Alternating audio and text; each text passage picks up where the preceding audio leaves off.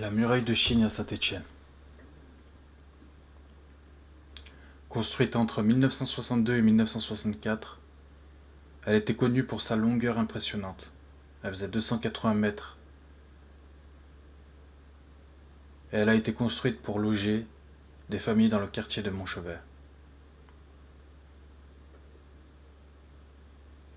À cette époque, au début des années 60, la France connaissait une forte croissance économique. Ouais, la ville elle avait été plongée dans un besoin massif de logement. Parce qu'il y avait beaucoup d'ouvriers, l'industrie de la textile elle était imposante, la métallurgie avec la manufacture et les miniers. Donc en fait la ville elle voulait progresser dans la modernité. Donc le quartier de Montchevet faisait partie des projets d'urbanisme de Saint-Étienne qui visaient à réorganiser la ville et à concentrer les populations dans des barres d'immeubles fonctionnels.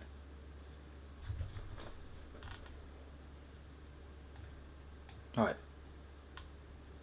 comme vous l'avez deviné, aujourd'hui on va parler de Saint-Étienne et plutôt des années 80, 60, enfin des années 60 à 80 de Saint-Étienne et ce que m'a apporté cette ville dans la réalisation de mon livre, du coup. Salut à tous, bienvenue sur ma chaîne YouTube. Si vous êtes nouveau, ici on parle d'influence culturelle, tout en fait, ouais, tout ce qui m'a inspiré à écrire mon livre, Les Caplanes de la Muraille. Et aujourd'hui, le thème est centré autour des quartiers de la muraille de Chine. En réalité, cette ville, enfin, ce quartier a été nommé comme ça parce que l'immeuble était géante. Elle a été nommée par les habitants de Montchevet, muraille de Chine. Elle avait pas de nom, c'était un immeuble quoi de base. Si elle a été construite, c'était pour, comme je vous ai dit en intro, un peu moderniser et changer l'aspect de la ville et créer des habitations pour les ouvriers. Après, dans les années 70, la ville elle est un peu... Ça a commencé à... Il y a eu beaucoup de migration, enfin, des étrangers qui sont venus habiter en France. Quand je dis étrangers, voilà, j'en fais partie, hein. Mais je suis pas né à cette époque, c'est l'époque de mes parents. Et à cette époque-là, beaucoup de parents... Au départ, c'est les Rital, il me semble. Ah, d'ailleurs, j'ai un article, attendez, je vais le trouver d'abord. Je vais vous montrer. Là, c'est une image que je vous montrais, c'est un photoshoot. Hop. Laissez-moi juste le trouver. Voilà. Il y a beaucoup d'articles. Enfin, j'ai pas trouvé beaucoup d'articles sur cette époque-là. Mais ouais, là, on voit l'évolution de la muraille de Chine. Donc au départ, c'était fait, c'était calme, voilà.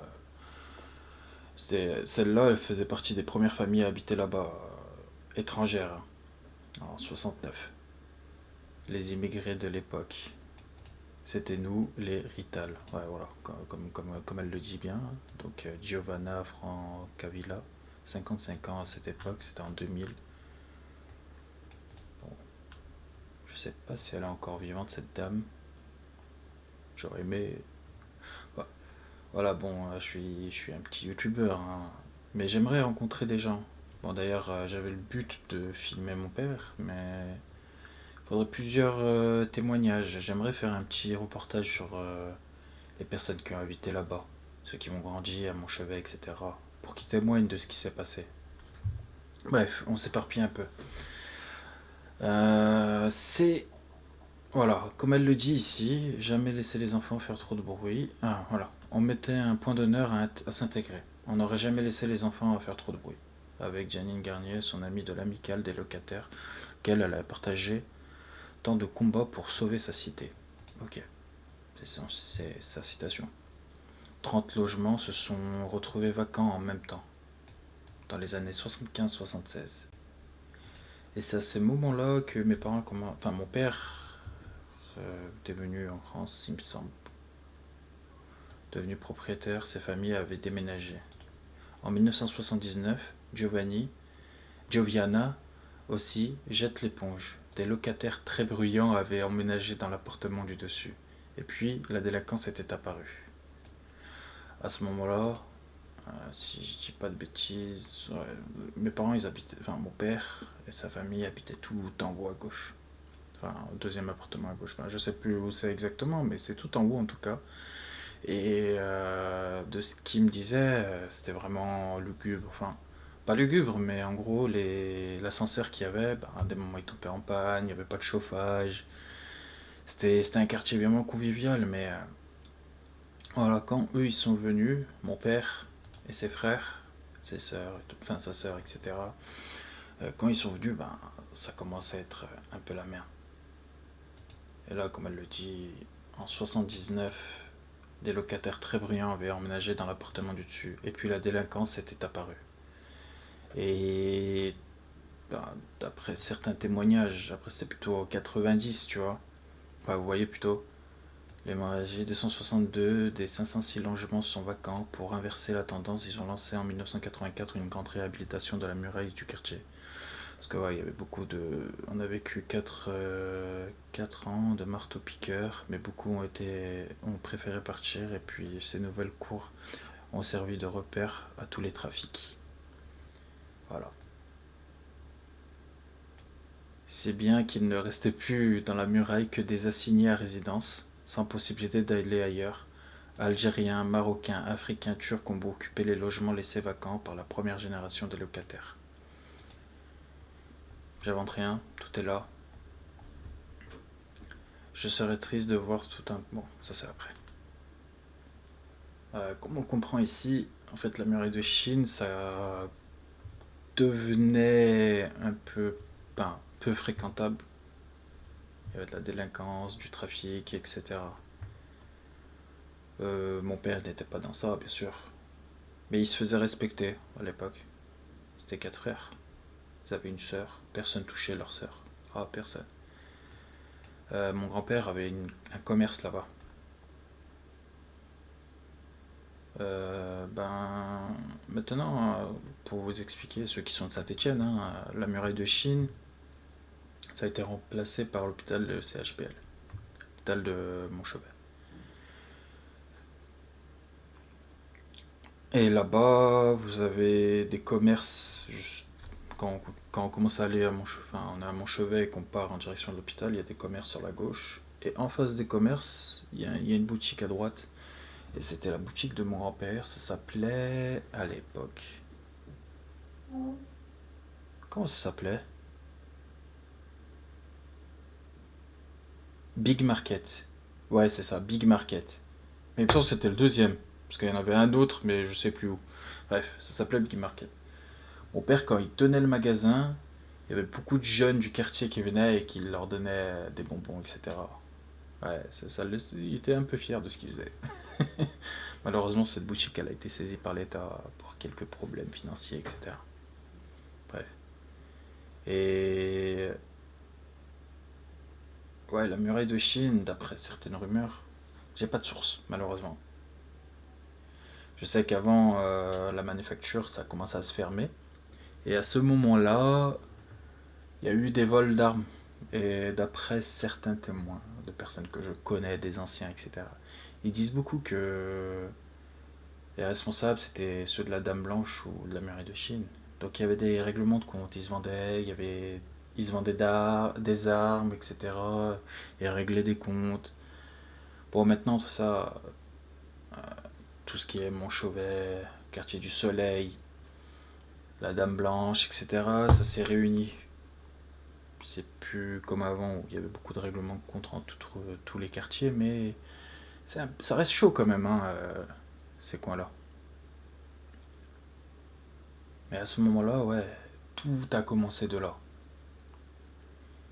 Et tout cet aspect urbain, bloc, euh, ouais, je vais vous montrer les images, plus simple. Ouais, voilà. Ou sinon, je vais revenir sur le GIF que j'ai fait. Là, vous voyez, cet aspect-là, bah, ça m'a inspiré. Parce que c'est chaleureux en fait. Malgré qu'il y avait tout ce côté urbain, délinquance, etc., euh, d'après les témoignages de mon père hein, et de ses frères, ça restait chaleureux. Tous les parents surveillaient les enfants des autres. T'avais pas un mot à dire quand un grand te disait quoi que ce soit, donc tu te la fermais, tout simplement.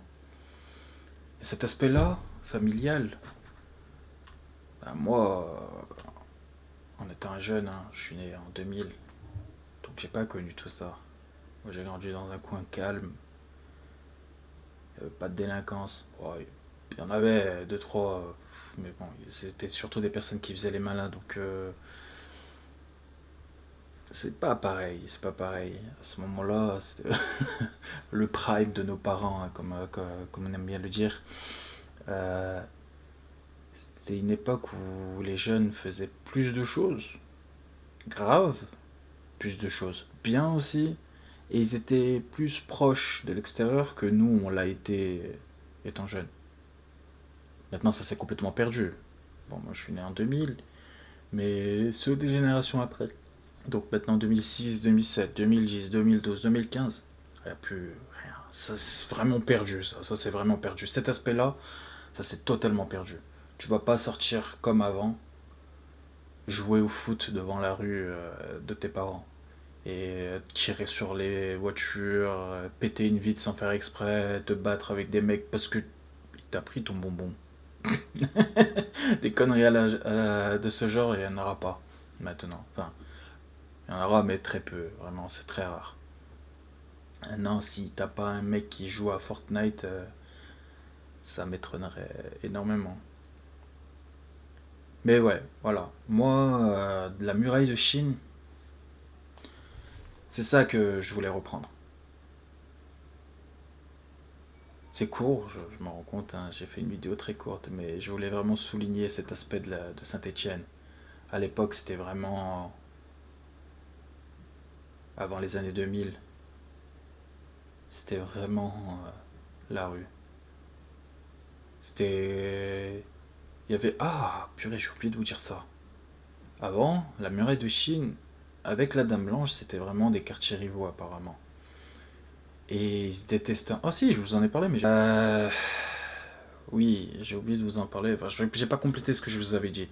Donc, ceux de la Dame Blanche et de la muraille, ils se détestaient vraiment. Ceux de la Dame Blanche, c'était des personnes plus proches du centre-ville, donc ils avaient une certaine classe sociale. Et ceux de la muraille, ben, vous l'avez compris, bas dans la société, pas très riches. Donc il y avait une rivalité un peu. Je crois avoir entendu. Oui, oui, oui, ça me dit un truc. Euh, donc je connais des personnes de la Dame Blanche qui disaient qu'avant, ils appelaient les gueux ceux de la muraille. Drôle un peu. Voilà. J'aimerais faire une vidéo où je fais témoigner des anciens, comme on dit, ceux de l'époque, pour appuyer tout ce que je vous raconte là. Bref, c'est des rumeurs, des légendes urbaines de Saint-Étienne. Mais avant tout, on est stéphanois et ceux de Saint-Étienne, ben, on aime bien le dire, on est fiers de notre petite ville sombre, brumeuse, pleine de charbon. J'ai envie de finir sur ça.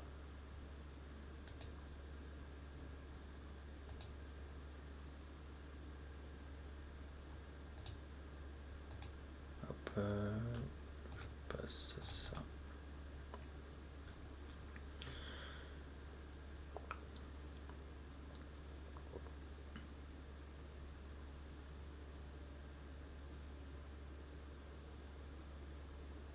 Les gens, ils sont unanimes sur ça.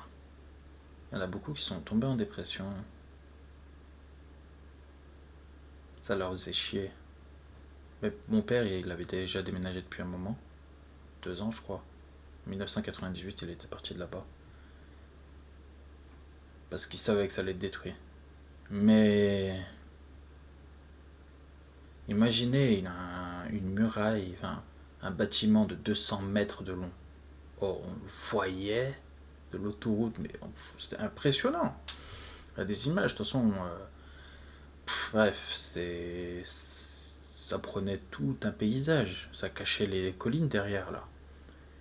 Ben ça, partir du jour au lendemain comme ça a changé l'aspect de Saint-Étienne de faux. C'était un symbole. Ça représentait plus Saint-Étienne que la manufacture, à mon avis, à ce moment-là. Bref.